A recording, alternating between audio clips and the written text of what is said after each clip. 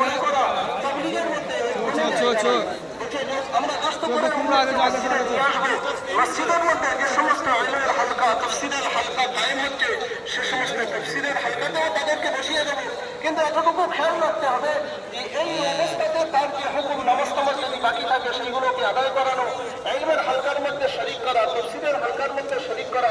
হযরত বলছেন যে তাফসীরের হালকার মধ্যে আমাদের সাথীরা জিজ্ঞাসা করে শরীক হবো না বলছে তো আজীব ব্যাপার।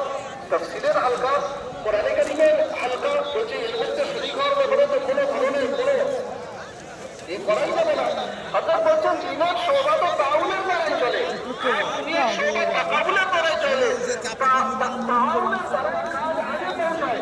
বলছে তাকাবুলের দ্বারাই তো হালাকাতে বরবাদি আছে। আল্লাহ তাবারক ওয়া তাআলা তো দুনিয়ার ব্যাপারে লিখেই রেখেছেন হালাকাতে।